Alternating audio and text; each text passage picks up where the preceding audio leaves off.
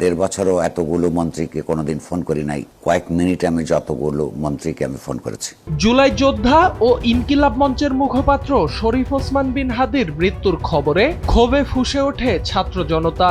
সেই ক্ষোভ থেকেই হামলা চালানো হয় দৈনিক প্রথম আলো ও ডেইলি স্টার কার্যালয়ে। এ সময় হামলাকারীদের হাতে লাঞ্ছিত হন ইংরেজি দৈনিক নিউ এজের সম্পাদক ও সম্পাদক পরিষদের সভাপতি নুরুল কবির। ভবনের ছাদে আটকে পড়া ডেইলি স্টার সাংবাদিকদের উদ্ধারে গেলে হেনস্থার শিকার হন তিনি। চ্যানেল 24-এর জনপ্রিয় টকশো মুক্ত বাকে সেদিনের ঘটনার বর্ণনা দেন নুরুল কবির। উপস্থাপকের প্রশ্নের জবাবে তিনি বলেন, আমি এক বন্ধুর বাড়িতে ছিলাম।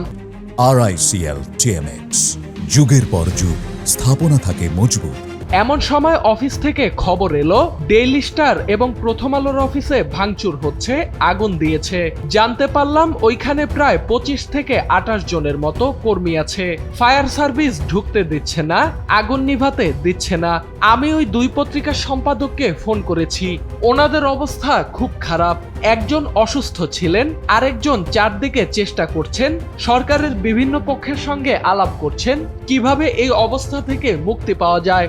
আমি গত 1.5 বছরও এতজন মন্ত্রীকে কোনোদিন ফোন করি নাই। কয়েক মিনিটে আমি যতজনকে ফোন করেছি। ফায়ার সার্ভিস ঢুকতে দিচ্ছে না, নিভাতে দিচ্ছে না আগুন, এবং একটা অসহায় অবস্থার মধ্যে পড়েছে। তো আমি ওই দুই পত্রিকার সম্পাদককে ফোন করেছি, ওনাদের অবস্থা খুব খারাপ। একজন অসুস্থ ছিলেন, আর একজন চারিদিকে চেষ্টা করছেন কি করে এটা ওই অবস্থা থেকে মুক্তি পাওয়া যায়। আমি গত 1.5 বছরও এতগুলো মন্ত্রীকে কোনোদিন ফোন করি নাই। কয়েক মিনিটে আমি যতগুলো মন্ত্রীকে আমি ফোন করেছি। তিনি আরো বলেন, প্রত্যেক উপদেষ্টা ঘটনাটি নিয়েছিলেন হতবিহ্বল।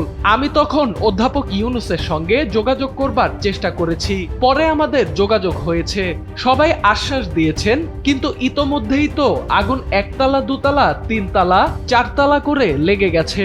আমার কাছে মনে হলো যে এখন গিয়ে এই উদ্ধার কার্যক্রম ত্বরান্বিত করার একটা চেষ্টা করতে হবে।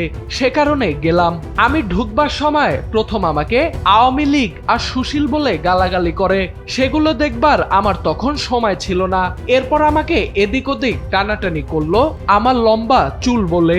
আমি ঢুকবার সময় দেখলাম আমাকে গালাগাল দিচ্ছে আওয়ামী লীগ বলে আর সুশীল বলে। যাই হোক, সেগুলো দেখবার আমার তখন সময় ছিল না।